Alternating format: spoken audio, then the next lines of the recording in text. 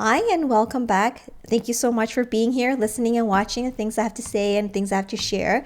So today's videos is for sellers, people who are thinking about selling in this market, and for listing agents or agents who are planning on having a new listing pretty soon.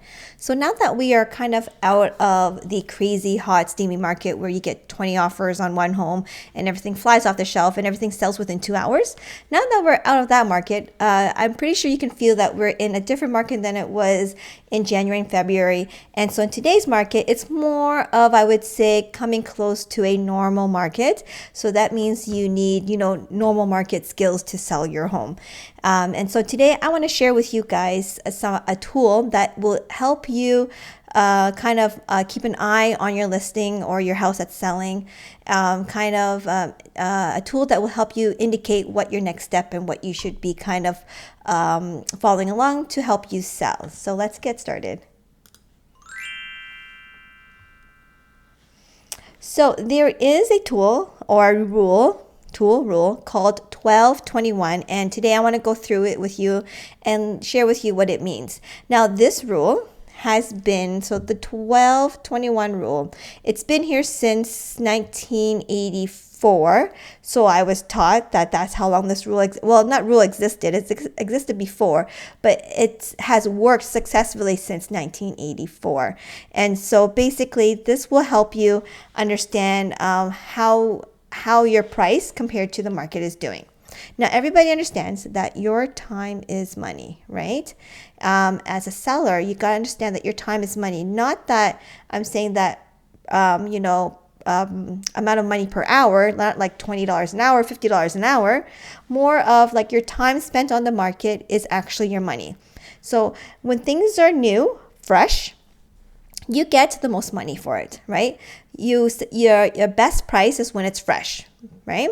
And so as soon as you're on the market and time goes by, you are no longer fresh, and getting that best price for fresh, being fresh, is slowly kind of going away. So it's very important that when you list your home out of the gate, you should have a very good price to ensure that you are getting the best price for your home, because you can only make good first impression only once, right?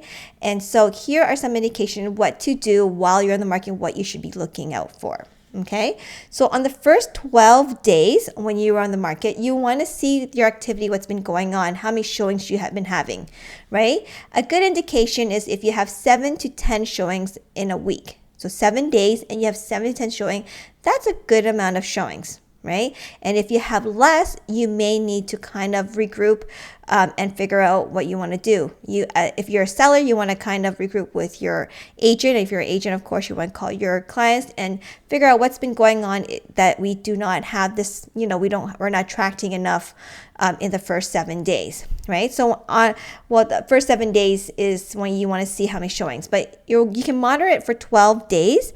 And if you've been on the market for 12 days, there's very, very little showing or no showing at all. It indicates that you are at least 5% above the market value. So that is step one, right? To figure out, what's been going on and how is the market reacting to your property. And so if you're on the market for 12 days and you have very little showings, or no showings at all, you are at least 5% over market value, and got to kind of regroup and then kind of rethink your strategy and what pricing you want to put out there. If you do have a good amount of showings, right? You're like, okay, Susan, I've been on the market for 12 days. We're watching it and it looks like we're having good showings.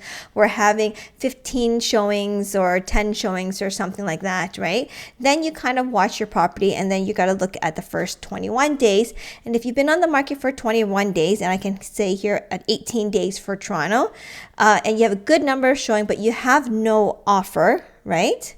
Then again, your price and the market is doesn't match. And so that would kind of indicate that you are 5% over market, right? And that's 20 ways. So that's where the 12-21 rule comes into. So the first 12 days, you're going to see how much showings you have and figure out, am I attracting enough buyers to get an offer? If it looks like you are, then good, keep going. in 21 days or in 18 days if you're in Toronto, and you have no offers, but you have good showings, then again, that may indicate that you are about 5% over the market value. And so you got to readjust so that you can bring an offer, right? Because the whole point of being on the market is to get an offer, not just to show your property, right?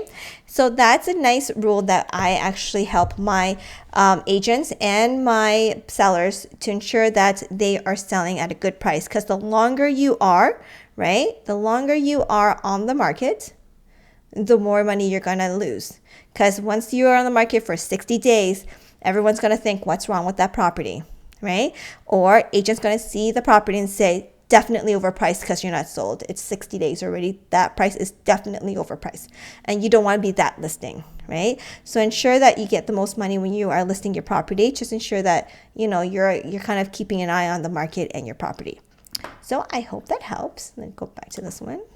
I hope that rule there helps you kind of navigate when you're selling your home, or as an agent when you're working with your clients, to ensure that you're giving the best service, ensure that you're not losing money for your clients. And as a seller, of course, you understand that you are doing what you can to make sure that you get the best price, right? So hopefully that helps you. And so I love sharing everything that I know. I'm trying to think of a model to kind of to end my videos.